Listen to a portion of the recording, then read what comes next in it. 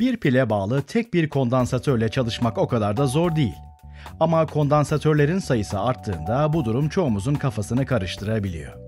Kondansatörleri bağlamanın birçok yolu var ve eğer bu bağlantıyı kondansatörleri ardı ardına bağlayarak yaparsak buna seri bağlantı diyoruz.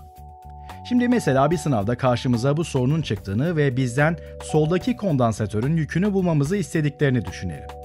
Kapasite yük bölü voltaja eşit olduğundan bazılarımız bunu soldaki kondansatörün kapasitesi yani 4 farad ve pilin voltajı olan 9 voltu formüle koyarak yükü 36 kulon olarak bulabiliriz. Ama bu tamamen yanlış. Cevabın yanlış olmasının sebebi ve bu gibi durumlarda ne yapacağımızı anlayabilmek için gelin burada tam olarak ne olduğunu biraz daha yakından inceleyelim. Bu devreye bir pil bağladığımızda negatif yük 3 numaralı kondansatörün sağ tarafından yola çıkarak 1 numaralı kondansatörün sol tarafında birikecek. Bundan sonra da 1 numaralı kondansatörün sağ tarafındaki negatif bir yük 2 numaralı kondansatörün sol tarafına doğru, 2 numaralı kondansatörün sağ tarafındaki bir yük de 3 numaralı kondansatörün sağ tarafına doğru hareket edecek. Evet, yükler bunu yapmaya devam eder ve önemli olan yüklenme süreci sırasında tüm kondansatörlerin yükünün aynı olacağını bilmenizdir. Çünkü kondansatörlerin çalışma prensibine göre yüklerin sıradaki kondansatör dışında gidebilecekleri bir yer yoktur. Aslına bakarsanız bu çok da kötü bir haber değil. Çünkü seri bağlı kondansatörlerin yüklerinin birbirine eşit olacağı ve eğer kondansatörlerden birinin yükünü bulursak diğerlerinin yükünün ne olacağını bulabileceğimiz anlamına geliyor. Peki, sizce bu yükü nasıl bulabiliriz dersiniz? Bu gibi soruları çözmek için kullanabileceğimiz yöntem, bu 3 kondansatörün yerinde 3 kondansatöre eşdeğer tek bir kondansatör olduğunu düşünmek. Evet, eğer bu kondansatör için doğru değeri seçebilirsek, seri bağlı 3 kondansatörle aynı yükü taşıyacaktır. Bu yöntemi uygulamamızın sebebi tek bir kondansatörle nasıl çalışacağımızı biliyor olmamız. 3 kondansatörün yerine kullanacağımız tek kondansatöre az önce de söylediğim gibi eşdeğer kondansatör deniliyor. Eşdeğer kondansatör adının verilmesinin sebebi ise bu kondansatörün devre üzerinde yaratacağı etkinin 3 kondansatörün yaratacağı toplam etkiye eşit olmasıdır. Eşdeğer kapasiteyi bulmak için kullanabileceğimiz bir formül olması da cabası. Seri bağlı kondansatörlerin kapasitesini bulmak için kullanacağımız formül 1 bölü eşdeğer kapasite eşittir 1 bölü birinci kondansatörün kapasitesi artı 1 bölü ikinci kondansatörün kapasitesi artı 1 bölü üçüncü kondansatörün kapasitesidir. Eğer seri bağlı daha fazla kondansatörünüz varsa kondansatörlerin kapasitelerini aynı bu şekilde formüle eklemeye devam edebilirsiniz. Formülün nereden geldiğine az sonra değineceğim ama öncelikle nasıl uygulanacağını inceleyip kendimizi formüle biraz olsun alıştırmak istiyorum. Evet, örneğimizdeki değerleri kullanırsak formülü 1 bölü eşdeğer kapasite eşittir 1 bölü 4 farad artı 1 bölü 12 farad artı 1 bölü 6 farad olarak yazabiliriz. İşlemi yaparsak sonuç 0,5 farad olur. Ama bu sonucun 1 bölü eşdeğer kapasite olduğuna dikkatinizi çekmek istiyorum. Kısacası bulduğumuz sonuç olan 0,5'in tersini almamız gerekiyor. 0,5'in tersisi 2 farad olur. Birden fazla kondansatör içeren sorumuzu tek bir kondansatör kullanarak çözebileceğimizi bildiğimize göre sıra eşdeğer kondansatörde depolanan yükü bulmaya geldi.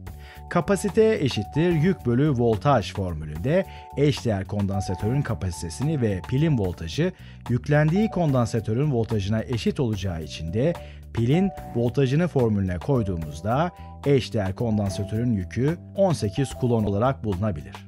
Aradığımız eşdeğer kondansatörün değil, en soldaki kondansatörün yüküydü ama. Eşdeğer kondansatörün yükünün seri bağlı kondansatörlerin yüküne eşit olacağını biliyoruz. Dolayısıyla seri bağlı kondansatörlerin yükü de 18 kulon olacak. Bu biraz kafanızı karıştırdıysa isterseniz bir örnek daha yapalım. Bu sefer 24 voltluk bir pile bağlı 4 tane kondansatörümüz olduğunu düşünelim. Bu kondansatörlerin bağlanması diğer örnekten biraz farklı görünüyor olsa da hepsi hala seri bağlı ve yükün bir kondansatörden diğerine akmaktan başka bir çaresi yok. Evet, bu kondansatörler de seri bağlı dedik. Şimdi 16 faradlık kondansatörde toplanan yükün ne olduğunu bulmaya çalışalım. Yine az önce yaptığımız gibi burada 4 kondansatörün yerinde tek bir eşdeğer kondansatör olduğunu düşüneceğiz. Bir önceki örnekte seri bağlı kondansatörlerin kapasitesini bulmak için eşdeğer kapasiteyi bulmamız gerektiğini görmüştük. Değerleri formüle yerleştirdiğimizde 1 bölü eşdeğer kapasiteyi 0,125 olarak bulabiliriz. Bunun eşdeğer kapasite olmadığını, 1 bölü eşdeğer kapasite olduğunu bir kere daha hatırlatmak istiyorum. 0,125'in tersini alırsak eşdeğer kapasiteyi 8 farad olarak buluruz. Eşdeğer kapasiteyi bulduğumuza göre kapasite eşittir yük bölü voltaj formülü kullanarak eşdeğer kapasiteyi 8 farad olarak buluruz dedik. Tek bir kondansatör olduğunda pilin voltajı kondansatörün voltajına eşit olacağından voltajı da 24 volt olarak formüle koyduğumuzda hayali eşdeğer kondansatörümüzün 192 kulonluk bir yük depoladığını bulabiliriz. Ve tüm kondansatörlerin yükü eşit olduğundan 16 faradlık kondansatörün yükü de 192 kulon çıkacak. Aslına bakarsanız kondansatörlerin yükünü bildiğimize göre soruyu biraz daha zorlayıp kondansatörlerin voltajlarını da bulabiliriz. Kapasite yük bölü voltajdı. Birinci kondansatör için kapasite 32 farad, yük de 192 kulonsa voltajı 6 volt olarak bulabiliriz. Aynı işlemi kondansatörler için kullandığımız değerlerin doğru değerler olduğundan emin olup diğer tüm kondansatörler için yaparsak 96 faradlık kondansatörün voltajını 2 volt, 16 faradlık kondansatörün voltajını 12 volt ve 48 faradlık kondansatörün voltajını da 4 volt olarak buluruz. Bu son örneği yapmamızın sebebi size kondansatörlerin voltajlarını topladığımızda 24 volt yani pilin voltajını elde edebileceğimizi göstermekti. Bu bir tesadüf değil. Buna benzeyen tek döngülü devrelerin bileşenlerinin toplam voltajı her zaman pilin voltajına eşittir. Yani az önce kullandığımız seri bağlı kondansatörlerin kapasitesi formülü de bu prensipten geliyor. Formülü elde etmek için devremizde kapasiteleri C1, C2 ve C3 olan 3 tane kondansatör olduğunu düşünelim. Bu kondansatörlerin voltajlarının toplamının pilin voltajına eşit olduğunu bildiğimize göre kapasite formülünden yola çıkarak bir kondansatörün voltajının o kondansatörün yükünün kapasitesine bölümü olarak bulunduğunu söyleyebiliriz. Kondansatörlerin voltajlarını Q bölü C1, Q bölü C2 ve Q bölü C3 olarak yazabiliriz.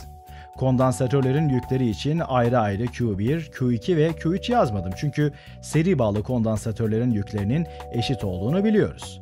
Hatta bu voltajların toplamı da pilin voltajına eşit olacağından eşitliğin sol tarafını Q parantezinde alıp iki tarafı da Q'ya böleceğim. Ve böylece eşitliğin sol tarafında pilin voltajı bölü yükü yani 1 bölü eşdeğer kapasiteyi elde edeceğim. İşte bu kadar. Kullandığımız formülün seri bağlı kondansatörlerin voltajlarının toplamının pilin voltajına eşit olduğu prensibinden geldiğini biliyoruz.